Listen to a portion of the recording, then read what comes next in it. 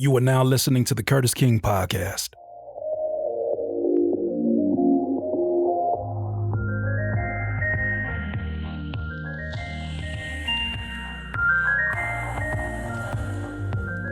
What's going on, music producers, and welcome to a new episode of the Curtis King Podcast. If this is your first time listening, this is a podcast specifically for music producers, thinkers, and creatives alike.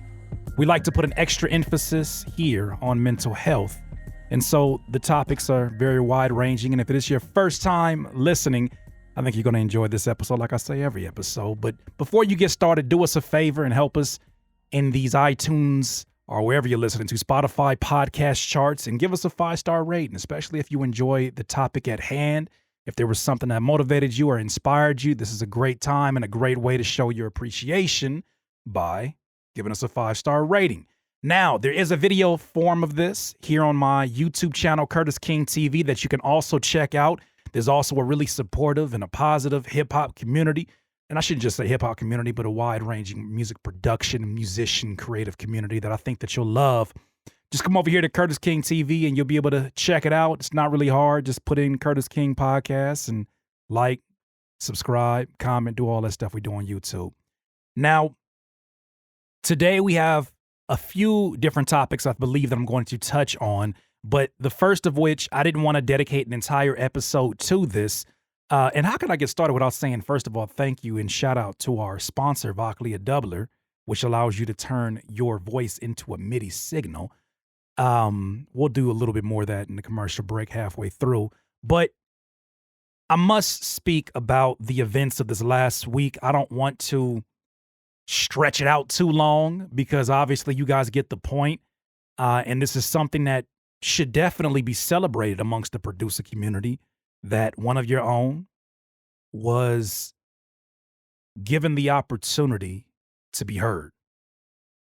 One of your own that has been an advocate for the music producer community for years now was heard by not just this massively successful company in Spectrasonics, but with one of the most legendary sound designers of all time, and Eric Persing, being there for the actual interview this last week due to the video that I did a few days prior to it, which if you're not understanding what's going on, if you need a little bit of an update, I made a video that highlighted some terms after rereading through my license agreement for Omnisphere and just in Spectrasonics in general.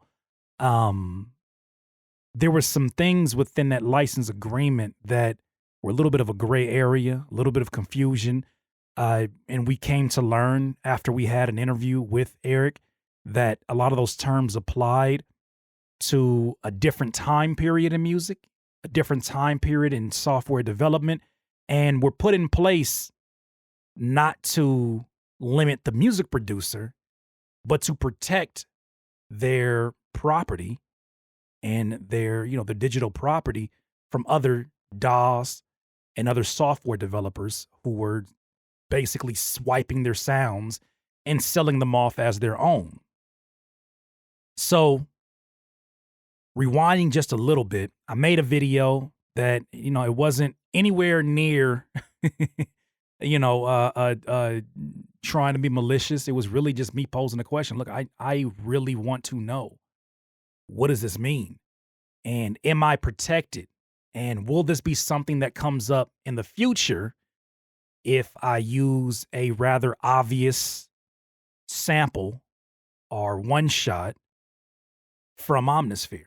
Because their original terms,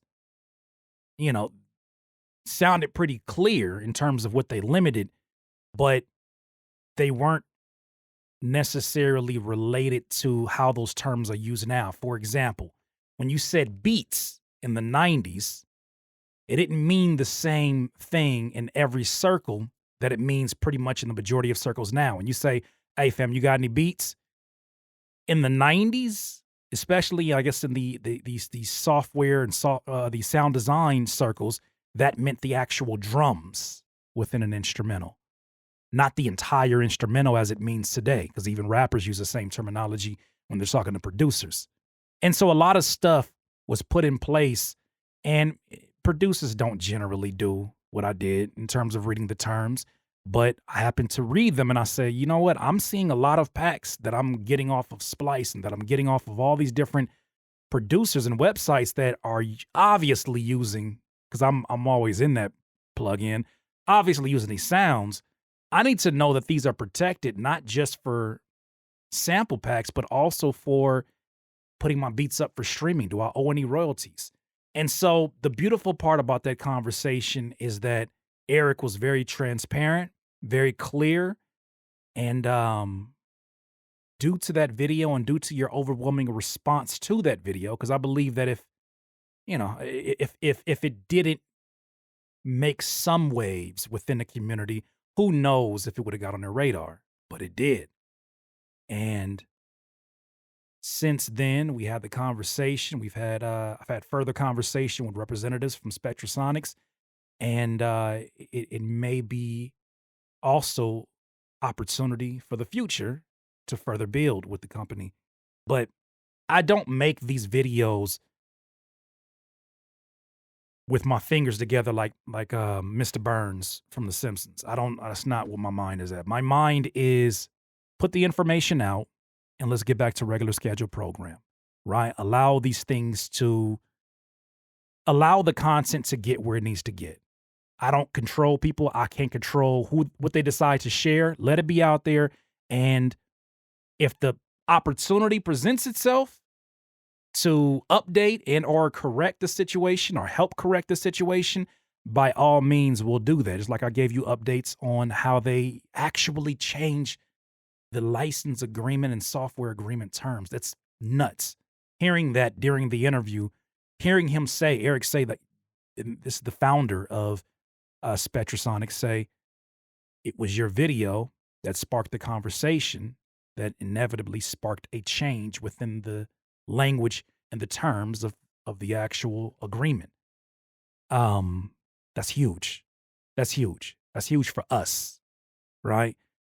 I don't get too high on the highs or too low on the lows. I just focus in on the work that needs to be done, and then I move to the next task at hand, right? Not that I'm not appreciating it. I'm very much appreciating it. I'm humbled by it.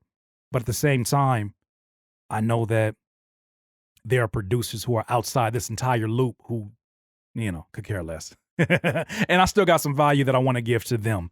But that being said, I just had to take a second just to say one more thank you to Spectrasonics, one more thank you to Eric.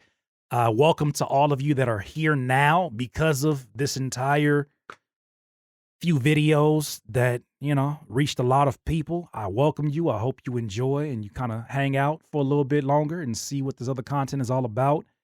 But getting to the topic at hand, I want to break this podcast into two different parts.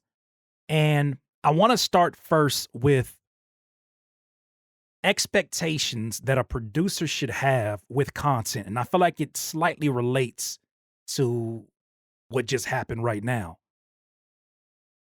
I see a lot of folks, specifically within this community, that are starting to really push their foot on the gas for content, live streaming. Shout out to T Sketch. What's good, sis? Shout out to HGC. What's good, bro? They have been consistently streaming. Nothing makes me happier than to see not just them streaming, but to see them like it's their show. This is your TV show. If you recall 2 years ago, you remember me saying, I said, if you do not show your face, be prepared to be forgotten. And it is more evident than ever, the necessity for you to start pumping out some kind of content. You don't have to pump out Curtis King type content. You ain't got to be inspirational or whatever you deem this as. You don't have to do that. But you have to produce something that presents value outside of your music. You've heard this a million times, especially now. But one thing that, as I'm seeing my friends build their channels, the YouTube channels specifically, their Twitch channels, it's crazy because I text the homie Decap and I said, look at you, bro. You a full-blown content creator. Like, I remember when you invited me to the studio and we met for the first time and you were asking me sort of the lay of the land of what it looks like for content. And I went spewing off for the next hour and a half, even though I came there with intentions to make music with my mans. Still ain't did that yet. But when I came there with intentions to make music with my boy, we ended up exchanging information. He gave me some sound design direction. That's when I learned some things about Harmor that I didn't know. And then also on the flip side, I gave him as much information that I could give him in that time period about what to expect from content creation. Now, everybody doesn't have the luxury to come into content, because even he had to work. He had to work to get the content to where it's at, and then also to get his audience to jump on board for this other side of decap. But everybody doesn't have the luxury to come right into the game and say, I'm going to start doing content and my name is decap. So that being said, I want to give you a bit of a guide of realistic expectations in the beginning, right? Because I think that when you get into content creation, it instantly starts to put you you're on the front of the stage of a play. The front of the stage where everybody's seeing you, they're clapping, they're watching you, right? You're on the front stage, and then there's a backstage where everybody who's operating the lighting, everybody who's operating the wardrobe, that is also part of what you have to do in content creation. Right now, as I'm shooting this podcast, I'm looking at my histogram on my camera to make sure that I'm not underexposed, and then also make sure that the battery doesn't go dead and that the audio is being picked up, while also thinking about Adobe Audition, which I'm using for the recording, making sure that there's no background noise. So that's one aspect of it, is finding a balance between what happens backstage and what happens on stage.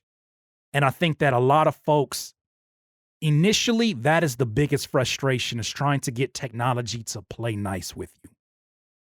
But one thing you got to understand that I didn't understand in the beginning is that this is also part of the growth process.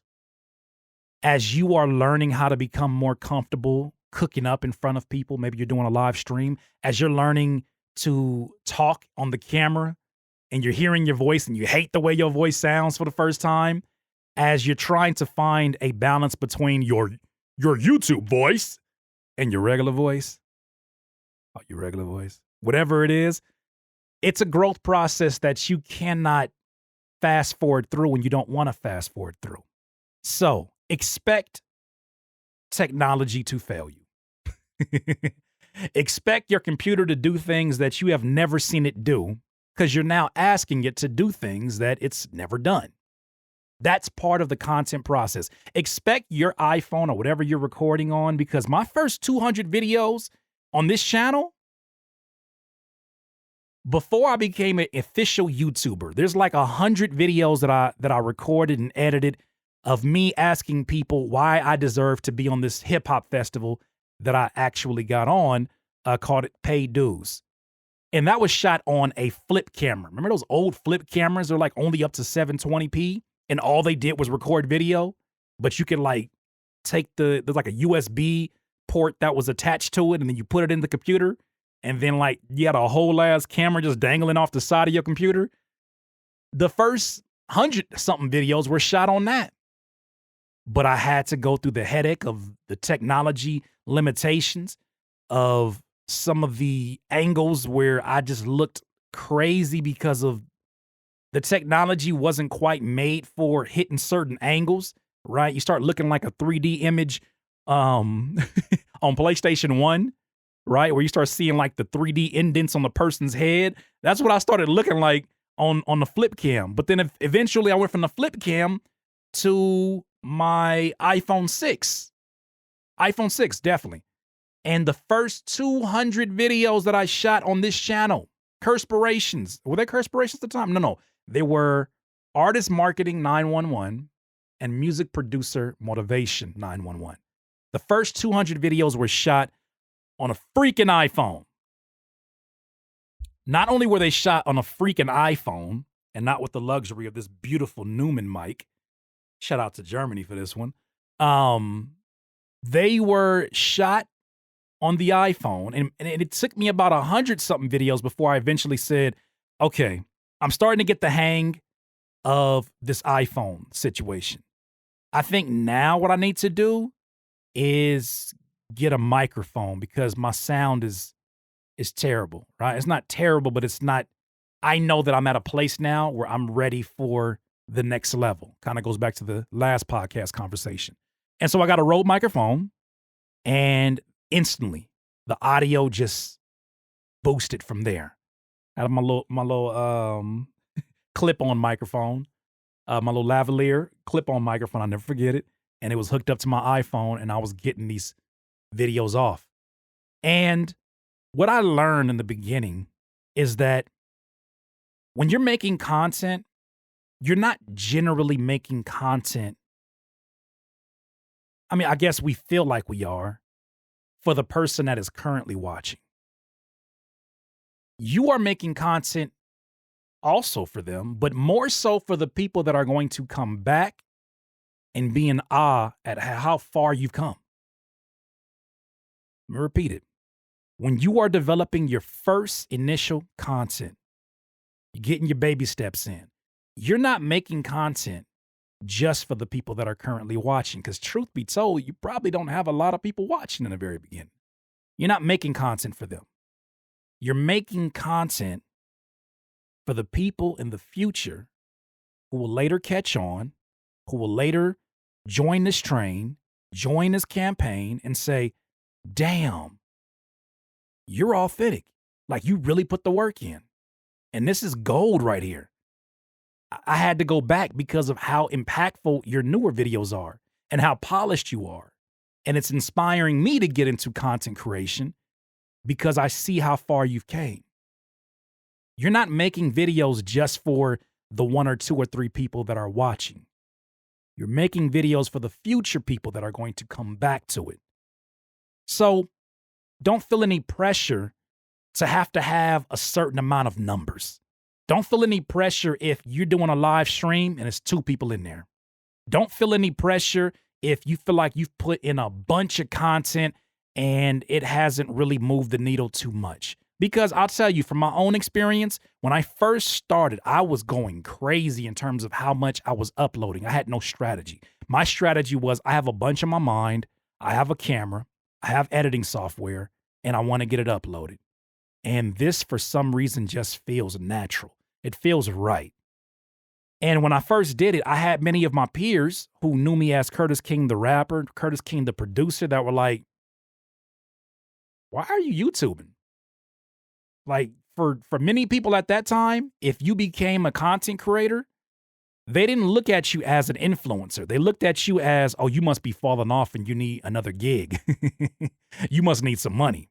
That's the way they used to look at it, which is actually laughable now because we know in this brand new world that we are living in, this post-pandemic world that we're living in, content is king. And the folks who generated content and had the blessing to generate income with that content, they did okay. They survived. Some of them even thrived through one of the most difficult times probably in our memory, 2020. But that's my point, is that you must start from where you're at. Don't put too much emphasis on what someone else is doing. I saw a meme on one of these inspirational pages on IG that said the only competition is staring at you in the mirror. And it's true. When I was putting up my first 200 videos, on average, I might get 200 to 300 views, right? And at the time, I didn't know a damn thing about SEO. I didn't know a damn thing. It wasn't until after the 200 videos that I realized, and this is part of the reason why I continue to stick with YouTube, be it for all the history that I've had with YouTube and all the issues that I've had. This is one really good thing, is that as you go along in the process, get the content done first. Get it out. If you sit on it, if you sit on too much content, you're going to be moving an inch at a time. And you're not going to see what's actually going to resonate with your audience. You have to throw all that content out. And then what you do is after you get to a certain threshold, let's say it is 150 videos or 200 videos, then I would suggest you doing a YouTube course. I took one called videotrafficacademy.com. They are not an affiliate or a sponsor. This is just really great information. I'm not even sure if they still do the course, but that was all I needed. Because at the time, even after 200 videos, I was only making about $14 in ad revenue. But at the time, it wasn't about the ad revenue. It was about, I was making my money from selling beats. But I felt that if I could create an audience here, it could possibly help in all of my other businesses because of all the value that I am giving. One of my biggest videos in the very beginning, and it was after doing all these 200 videos, was The Biggest Lie in Hip Hop. And for my level of YouTubery at that time, it went viral. That video got on the radar of the authors of the book that inspired the video to begin with, right? And I say that knowing very well that many of you will give up. And that's okay. That's okay. That's completely okay. Many of you will give up because you're like, this is not going anywhere. Because I wanted to give up. I got to the point where it was like, I work sometimes like Forrest Gump runs. Remember in the movie when I just keep running? I just keep working. Because I have it in my mind, something feels really right about this. And even if I can't understand its every inch of DNA, I need to go with this feeling. It feels right. Go with it. Learn something about it later on in the process. And I kept going. And it really took 200 videos before I could even crack my first video that got to 1,000. And I took that course. That's what I meant to finish off. I took that course, Video Traffic Academy, and it took me from making 16, 14, 15, 16 bucks a month to in a month making 120. One of the things that I love about YouTube, I almost forgot that point, is that you can always go back to your old content and boost the SEO on it, right? Search engine optimization, which is a system by which your videos get discovered. Keywords, your tags, your first 2 sentences within your YouTube. All these things that I did not know affected it. Now I got all these videos that I already did to test out the things that I am learning.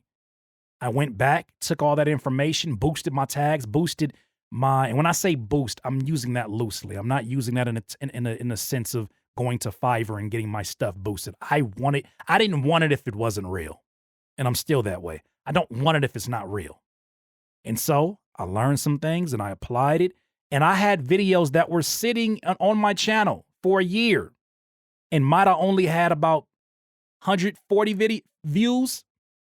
All of a sudden, I pushed those up into now one of my biggest videos to this day that you'll see is iPhone quality, is barely lit. It's nowhere near how we got today.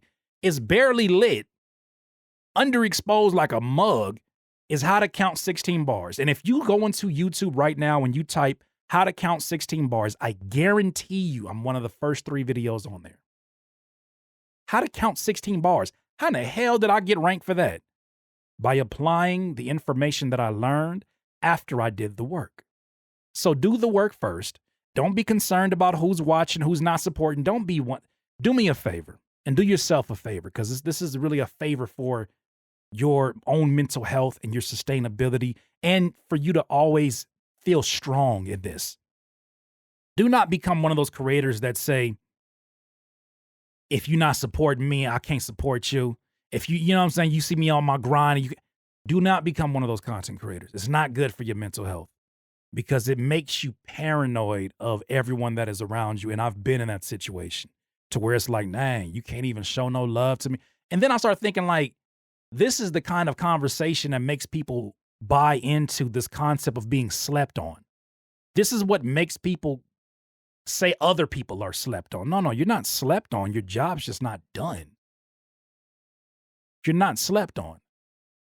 So if I find a country in the world that has, say it's a town within a country that has 175 residents and none of them know who Jay-Z is Jay-Z slept on?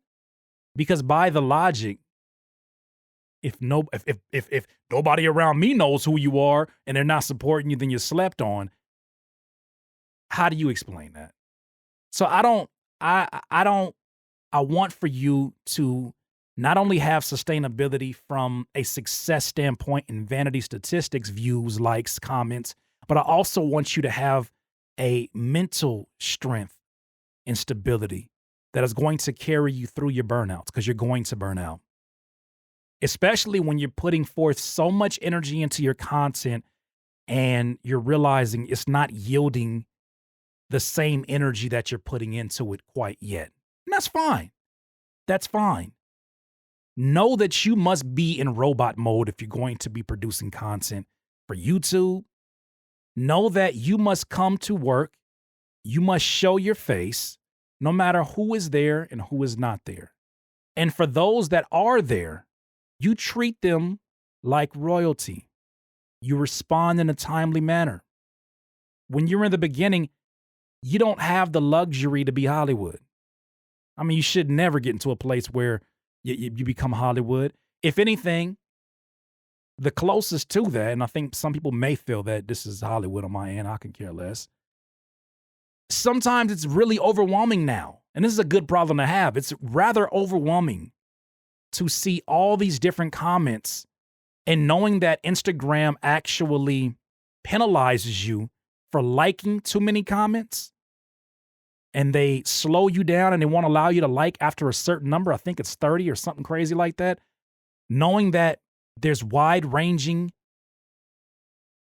feedback that's in this commentary, and knowing that, sheesh, man, I don't know what to say all the time. You know, maybe some emojis, maybe some thank yous, and I'm grateful.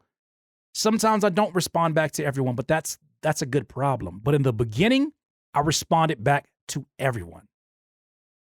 Now, I wouldn't say every single video, but I was pretty damn good about that. I would dedicate a space of my time to respond back to comments.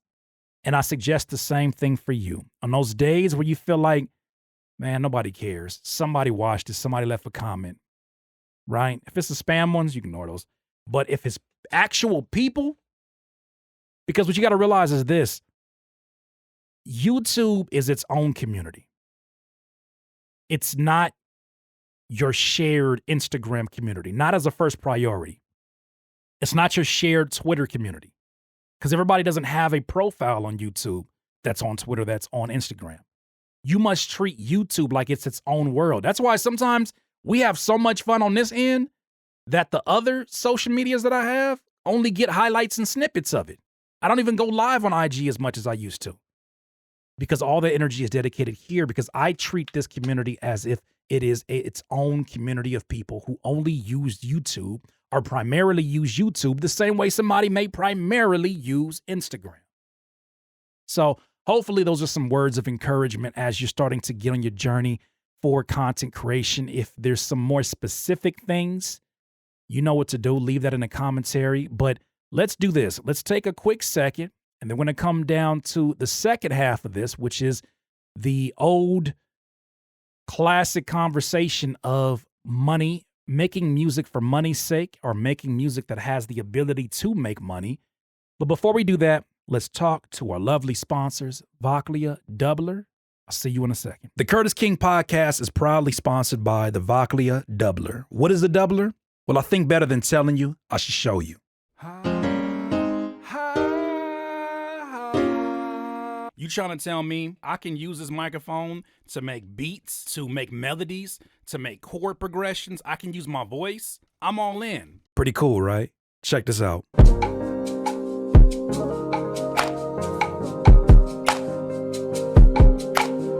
The Voclia Doubler represents the future of making music. The Voclia Doubler is a real-time voice recognition MIDI controller. It offers up a never-before-seen way to translate your musical ideas into reality, using the one instrument you've been practicing since birth, your voice. Make more of the music you love without having to worry about how to get your ideas into your DAW. Before the Doubler even sponsored this podcast, I picked it up just because I'm a geek about technology. And I personally picked up the Doubler Studio Kit, which allows you to hum a melody, a synth pattern, or even beatbox one-shots right into FPC if you use FL Studio or whatever DAW that you're using. This also allows you to manipulate effects and filters in a way that only the voice can. To get the Studio Doubler Kit, all you gotta do is access getdoubler.com/Curtis King. Okay, music producers, thank you, Voclia Doubler, for sponsoring this podcast. So the second half of this, which won't be as long as the first one because we talked about many different topics, is a topic I've touched on before, obviously, especially as I went through my whole transformation into doing the work that I'm doing now. I think there's a lot of folks, especially in this generation of music producers, that have been exposed to so much hustle, so much grind content, so much never sleep. Sleep is for the weak. It's a cousin of death. You've been exposed to so much of that it has brainwashed you into believing that the pursuit of money alone, or the pursuit of gratification, of awards, the pursuit of validation from major corporations, big companies, the BETs, the MTVs, they really don't, I guess they don't matter as much as they used to. There are a segment of you, and you guys don't like me. Oh, I know you don't like me. You think it's just a bunch of esoteric bullshit of what I'm talking about. And you're entitled to whatever opinion you're entitled to. And actually, and I won't even give this person the platform, but I'll just kind of speak briefly on something that sparked this conversation, because I initially wanted to make this podcast all about this topic, but then I was like, no, we've beat this over the head. But there was a question that was asked within my YouTube that led to me at the end of my stream sharing something about my viewpoint on, should you make beats, whether you're selling beats, whether you're putting beats up for streaming, should you make music for the sake and the sole purpose of making money, right? Should you make the beats that you know are going to make money? Should that be your only focus? And my point of view on it was very simple. I said that this is what's going to happen. From somebody who's made multiple $100,000 in multiple years of selling beats online, from the experience of somebody who's actually done it, I'm telling you, my experience was as followed. In the beginning, as you transition from whatever situation you're in, let's say it's an impoverished situation where you're not making the money that you're making below 30,000, I think is what most psychologists say, is that place where you make the biggest shift in your emotion because of money. In the beginning, it's going to be lovely.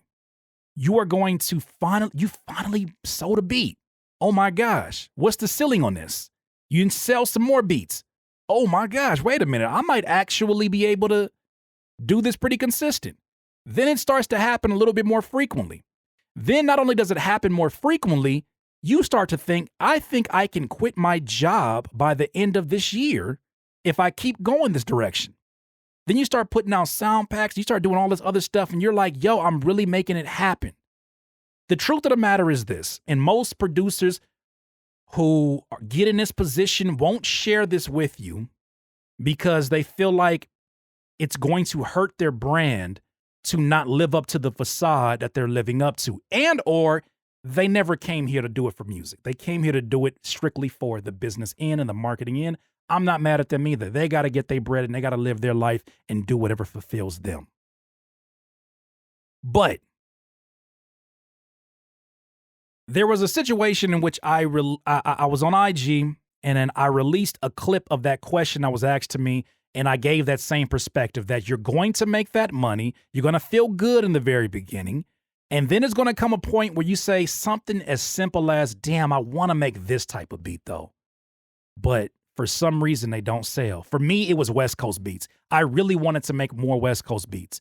But when your bills are relying upon how well you're selling beats, your risk-taking changes a bit. And when your risk-taking changes and you don't take as many risks because now you have responsibilities like the home you're staying in that you're selling beats to provide for, it puts you in a corner to where you may make those West Coast beats and those things that may not be as popular as maybe your trap beats, but you know what you need to produce by the end of the week before you hit that email list and start to present the product that you have available for your customers. And I got to a point where I found myself clocking in for work. No longer was it me just being a full-time producer. I'm clocking in for work so that I can pay my bills. And I found myself listening to albums from artists that I did not like to make beats that I didn't want to make. Right? And as I started to make the beats, I found things about it that I liked and that I grew to like. But for the most part, that's not what I wanted to make. And I felt, probably more so out of insecurity and fear, that if I did more of that stuff, it would hurt my pockets. And there were times where I did take that chance. I said, you know what? I'm about to just put out 5, 6 West Coast beats.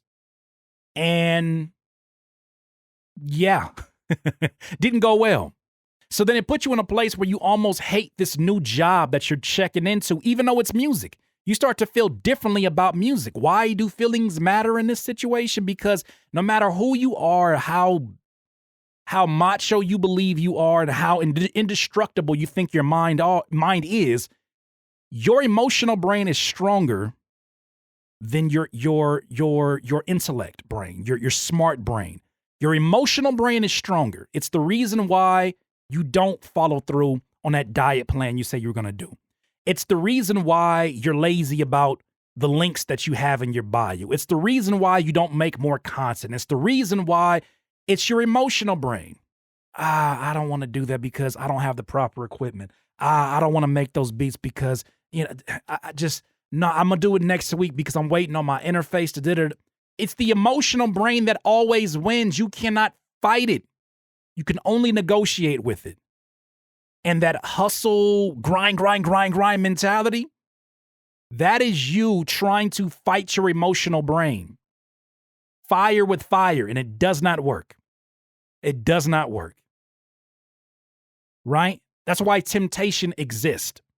That's why you may eat good for a few weeks or a few months or a few days, and then you see your perfect snack weakness pop up, and you're like, damn, but one cookie ain't gonna hurt. And then you go throughout your day ignoring it, and then you finally just give in. Your emotional brain is just recognize the gangster of your emotional brain and stop trying to act like you are such a inhumane, I am superhuman. Shut up. Shut up.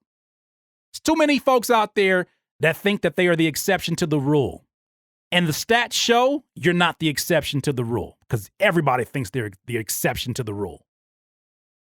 And so, even our 6 human needs, the need for certainty, the need for uncertainty, the need for love and affection, and the need for significance, those are primal needs that we all, on some level, need to feel important, to feel valued, to feel like this life is fulfilled. But those don't give you fulfillment. It's the last 2, growth and contribution. If you cannot find something that you are contributing to that is bigger than you, if you cannot find something to progressively grow at, and you're not actively doing the things to help you grow, you're going to be in a situation in which you're just not going to be fulfilled with your life and you will not be happy.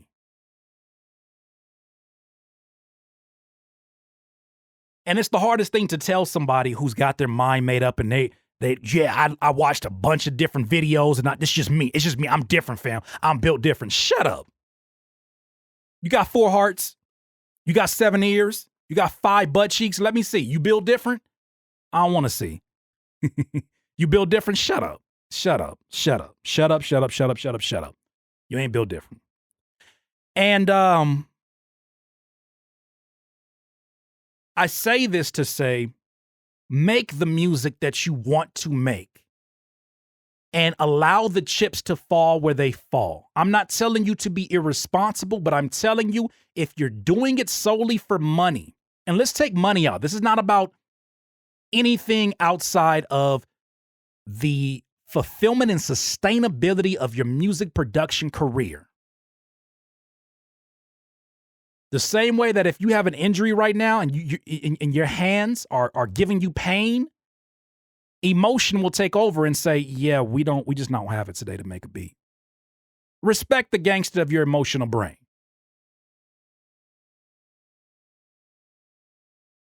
When it comes to should you make music for the sake of money, or should you make music that has the ability to make money, one of those requires a certain amount of confidence and belief that things will be all right. Not everybody has that. And I'm getting to a space now where if I can identify that, I won't even argue with you. There's a meme that I love so much. You could tell it's like a spiritual teacher who is being questioned by a reporter, and the reporter asks, "What is the key to eternal happiness?" And then the spiritual teacher says, "Not to argue with fools." And then the reporter says, "I disagree." And the spiritual teacher says, "Yes, you are right." I'm on that. I'm on that. I'm on that. I don't care what you think might happen. If somebody has already put their feet in the ground and walked that journey and has been around people who have been and still are living in that journey, you ain't gonna tell them shit till you live it. If you don't live it, you can't tell them nothing. You can't tell me jack. If you ain't lived this, you can't tell me jack. I'm telling you right now, you're gonna get on the other end of this after making your bread, building your empire, and realizing that your empire is built on bullshit. You're gonna build your empire up just to figure out your wife don't love you, your dog secretly hates you, is more scared of you, your kids don't like who you are, they want to be something different because they see that you have no purpose beneath you. You have no soul behind this financial abundance that you have. They'll appreciate you, don't mean they'll love you. Same way when you make music. You don't have any promises that can be made to you when you make music. Even when you make music for money's sake, you have no promises out there that can say you are guaranteed to make this amount of dollars. Why? Because we can't control why people buy from us. We don't control people. You don't control people. If it feel like I'm turning up, it's because I'm turning up. I seen something that had me a little bit like, you niggas is crazy. You must not know about me. I got to get this off. I got to say what I got to say. It's crazy. It's just crazy that there are folks that are that delusional about this process. So, ending this topic, because I've harped on it enough, don't be concerned about those factors that you cannot control. All you can do is what you are best at.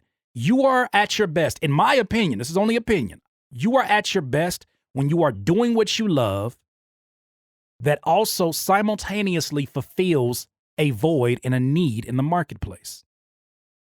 For me, when I first started making beats specifically to sell and lease and license, it was sample-based beats that I was known for. I thought I had to go in there and make trap beats because everybody in the top 30 lists on SoundClick had trap beats. What I didn't know was that there were only a few people like the Crates and a few other folks who actually had sample-based hip-hop that matched the type beats that they were trying to get off. The Jay-Z type beats and things like that, or the Lupe Fiasco beats at that time, and the J. Cole beats, the Kendrick Lamar. I found my footing when I said, wait a minute, I've worked with Kendrick. I've worked with Absol. I am fulfilling a void based upon what I love to do, which is sampling. So I went in there and I started sampling. I was riding dirty. I was. I ain't gonna lie. But I was sampling and doing what I loved. And it wasn't the trap beats. I had the first 15 beats I put up on SoundClick when I first popped off on there was trap beats that nobody wanted, maybe here and there. The moment I started putting up sample-based hip-hop, the stuff that I love more than anything else, bloop, bloop, bloop, bloop, bloop, bloop, bloop, bloop, bloop, PayPal notifications going off, busting out the seams. Crazy. And then from there, I understood where my foundation lied. I understood where my strength lied. I understood that there would be no sustainability if I don't do what I love. And I did that, and then I eventually strayed from it when I started making a whole lot more money. And what I'm trying to say to you is that do not detach yourself from it, because I believe that is specifically one of the reasons why I'm not selling beats today. Especially if you want to sell beats long term and you enjoy this, make the music that you love first, right? Because it's almost like, imagine getting a placement for a beat that you never make that style of music, and then it takes off, and now everybody wants you to reduplicate that success, because that's how the industry is. They want to reduplicate that success and do their own version of it. Now you're stuck in a box making beats that only show you one side. I remember with Lex Luger, the people don't understand Lex Luger's versatility, because everybody wanted the same Waka Flocka, the same Rick Ross type beats that he was known for, the same, you know what I'm saying? Like, they wanted the same vibe over and over again at that time period. My man's made sample-based hip-hop, some of which you can hear on Schoolboy Q's album. I think it might have been Habits and Contradictions. I forget which one it was, but it's on Schoolboy Q album. Lex on his sample base, but we don't get that part because now the demand is you being in this box. I'm saying, you as an independent producer, if the game is going to try to water you down anyways, don't be watering down water before it gets to them. Come in as pure as possible. Come in doing what you ultimately love to do, what comes easier to you but more difficult than other people. If it's drill beats, do that. And do it well. Do it often. Get it all out there. It's like producing content to a certain degree. Get it all out there. But don't get in that situation where you're sitting here, you're like, all right, yeah, let's chase that. Let's chase that. Let's chase that. Because when you chase waves, and they're waves that are extremely trendy, and you catch on, that can almost be the best case scenario and worst case scenario, because now you're stuck in that box. Ask the multitude of, at the time, kids that were a part of the jerk movement who are still trying to detach themselves from that and show that, no, I actually am a lyricist, or I'm actually a hip hop artist. It's a challenging thing to do. And most folks weren't able to detach themselves from it. So I'm saying, as you look at these waves and you're finding your footing and you're finding the things that you like, go with what you love first. Because that is going to be your best selling point. That is going to be the thing that a customer says, damn, I know if I go here, bro gonna give me this, or sis is gonna give me this. And they do it so well. If you could be known for one thing, instead of trying to be known as the producer that can do everything, you have a better chance of being remembered.